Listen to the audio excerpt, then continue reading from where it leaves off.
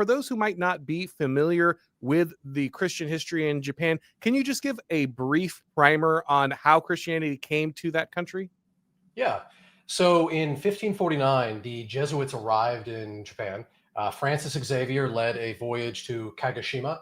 Um, he had some Japanese intermediaries he recruited. He got a bunch of early converts. There were language problems, like translating God as a Buddhist term was a weird thing. Um, then they had daimyos, which were the like leaders of little regions in Japan, start converting. Omura Sumitada converted. They opened up ports like Nagasaki. I think it's the big one that they opened up. And they started allowing in trade. They started having a lot of conversions, and those conversions intertwined with Portuguese trade for all sorts of things, and specifically firearms. The people who embraced Christianity gained access to firearms, and that was something they really, really liked. In 1568 to 92, you had like Oda Nobunaga being tolerant of Christians, mostly because he didn't like his militant Buddhist rivals, and he figured the Christians wouldn't actually be much of an imposition on him. He never converted, but he allowed institutions like the Azuchi Seminary, or I'm probably mispronouncing it, Azuchi or something like that. Then in 1587, Toyotomi Hideyoshi issues this order saying that the missionaries have to go. He gets concerned because there are, at their peak in this period, there end up being like 300,000 Christians in Japan. I'm talking about Japanese Christians out of a population of 15 to 20 million. So potentially 2% of all Japanese were Christian at this point. Skip forward a few decades. The Shimabara Amakusa Rebellion happens in like the 1630s. The tax cruelty revolt with some Christian elements. 37,000 people get killed. And the shogunate excludes basically all Europeans, except for the Dutch at a certain port, from coming back to Japan. And they force all the Christians underground, and they become the Kakure Kurishitans. I'm probably mispronouncing it. But they have to hide their religion. So there are very few Christians left in Japan after this. And the ones who remain hide everything. So we have this early period where there's Christians coming in, they're bringing new technology, they're bringing new culture, they're good trade partners. Obviously, the fact that you can adopt this religion and suddenly gain access to a massive military advantage is a huge incentive for people to start converting. And this is scaring a lot of Japan, right? One of the things that people look at Western culture and they say, oh, well, once something new comes by, once you get this evolution in technology, you kind of fall under the metaphysics of the washing machine, to borrow a phrase. You're going to end up in this progressive scenario that inevitably draws you towards kind of this technological and cultural revolution. But actually, there are many instances in history, and this is one of them, where a people decides to actually kind of smash that, to cut off ties to the outside, to cut off the trade, to cut off the revolutionary possible cultural forces inside their society, and kind of try to go back to their way of life. Now, it's interesting because we're going to see different versions of this later on in the Japanese story, but I just want people to recognize that while we assume there is an inevitability, and perhaps there is as we get deeper into this story, but there are periods where people can and do suppress these type of cultural evolutions. Now, as a Christian, I'd prefer it not be of Christianity, but as an objective observation of the way that elites can limit this type of access. It's a very interesting scenario because this is far from the only situation around the globe where leaders at first find a religious minority useful in displacing and opposing other rivals inside their country, inside their power system, but then suddenly find that ultimately they don't actually like the continued presence of that interest and that force being cultivated inside their society. Yeah, I mean, it's true. Under Iemitsu in the 1620s to 30s, he started systematically oppressing the Christians. He surveilled them. He set up neighborhood watches against them.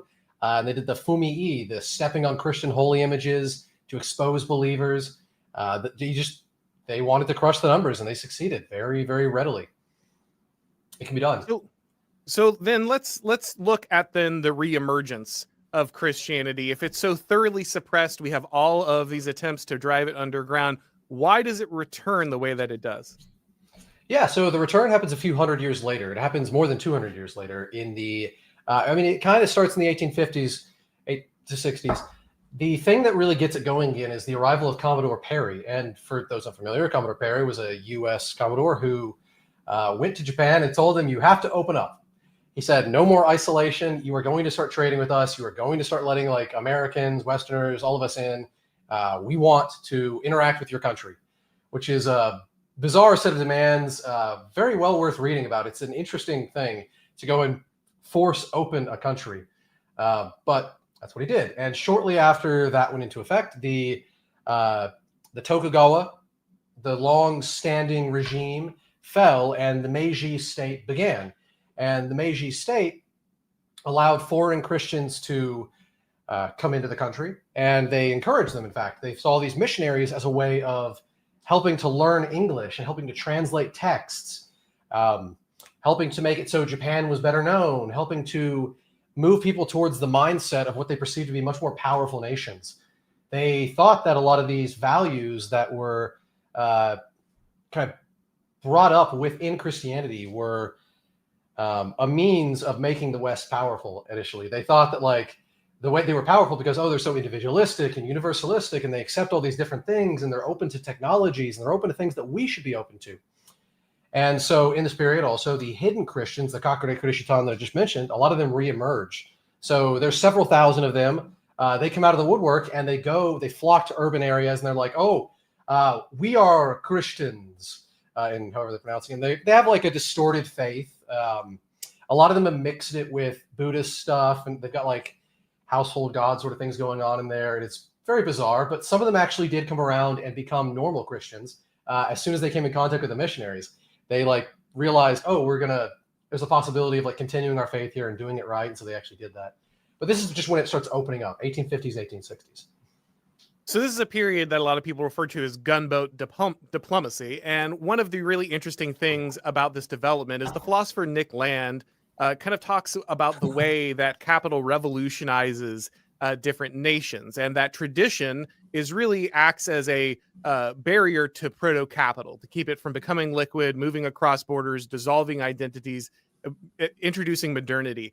And what when he references the gunboat diplomacy, he talks about it kind of ripping the rods out of a nuclear reactor, right? It just, once those traditions are gone, once those cultural barriers are gone, then all of a sudden the entire thing just accelerates extremely quickly, right? So once that traditional regime falls and those traditional ideas about how society should be organized fall, all of a sudden Japan is opened up to the idea that these other countries have become far too powerful, right? If someone can pull up and just put a superior naval vessel off your shore and totally revolutionize your entire country, then you've lost sovereignty by closing yourself out of the world's development. And this is a real problem for people who ultimately look at technical revolution and say, I'd like to stop this, right? Like, I want to put up these barriers and protect my country. This is often called the tank problem. Guys like Alul eventually recognize that as technology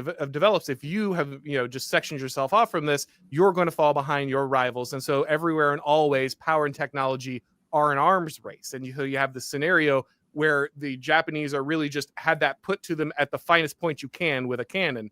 And so you have this scenario where they either adapt and they update, or they get completely mauled. And of course, this is happening in tandem with China basically falling behind in this, losing its sovereignty in this scenario. And then Japan says, well, we don't want to end up like China. We don't want to end up this backwater that gets ruled by all these Western powers. So we need to catch up. And so what you have is a revolution inside and outside the form, where you have all of the government needs to change, all of the technology needs to change, and an openness to Western information, Western learning, Western languages. And all of this is tied, of course, to Christianity, because that is what runs through all of this. So all of a sudden, you have a scenario where Japan needs to modernize as quickly as possible, and the only people who can ultimately teach them the things they need to do that are the Christians.